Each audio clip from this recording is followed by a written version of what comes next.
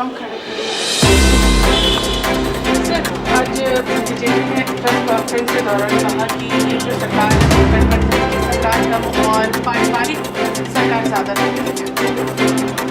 इन्होंने वंशवाद की एक सूची आज से 5 दिन पहले जारी किया था।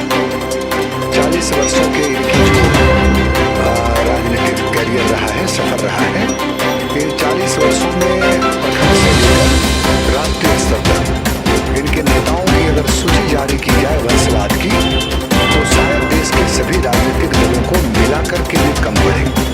नंबर 2 ये कि भारतीय जनता पार्टी को राजनीति करनी हो तो मेरे पास वो कार्ड है, वो मैं दिखा सकता हूँ। उसमें इनके मेयर को भी बुलाया, इनके सभी विधायकों को बुलाया, इनके सांसद को भी बुलाया। हम किसकी राजनीति करते हैं? जनता के लिए हम। आप वो कार्ड इनको जरूर दिखाइए कि आपको बुलाने के बावजूद भी आप जो है इस सरकार का कार्यक्रम है, किसी राजनीतिक दल का कार्यक्रम है, इसको आना चाहिए था। सब परिवार आते हैं, पूरा वंश लेकर के आते हैं, वही सम्मान मिलता है इनको, कहीं उस सम्मान में कमी नहीं आती। इसलिए मैं समझता हूँ इस प्रकार की राजनीति की कोई बिसात नहीं है। ये छोटी बातें हैं, हल्की बातें।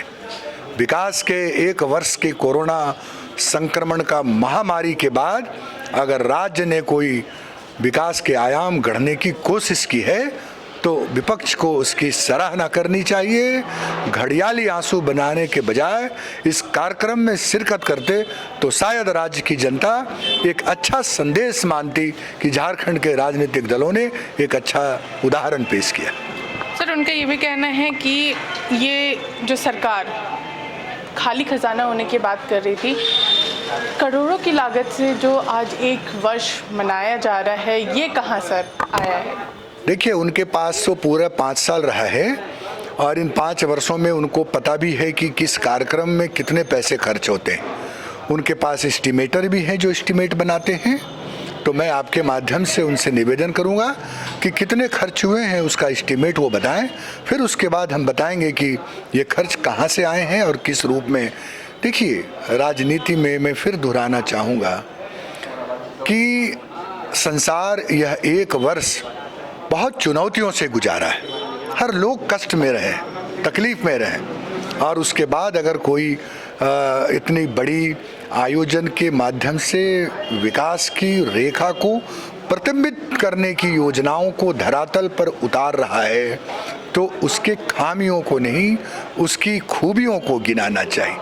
और खामी जो इनको ये दिख रही है कि झंडा लग गया, कुर्सियां लग गई, टेंट लग गया, तो मैं नहीं समझता हूँ कि ये कोई मेगा इवेंट है।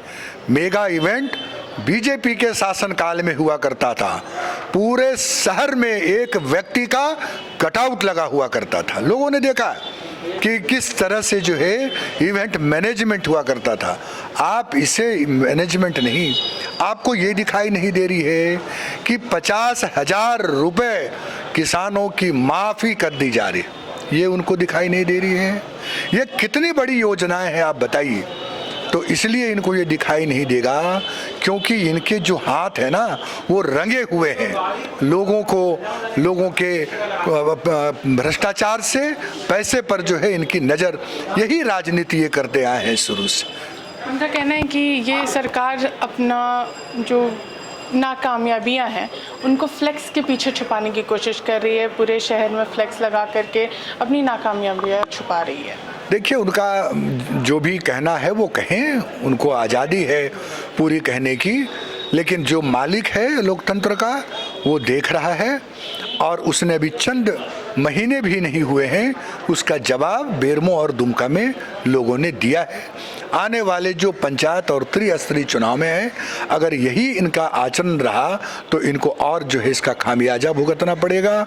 और सबसे इम्पोर्टेंट बात कि आप जो है वो एक अपना विपक्ष का नेता नहीं चुन पाते हैं। हमें क्या दिखाते, ये पूरी तरह से जो है झूठ का पुलिंदा है भारतीय जनता पार्टी का, और इससे कोई फर्क नहीं पड़ती।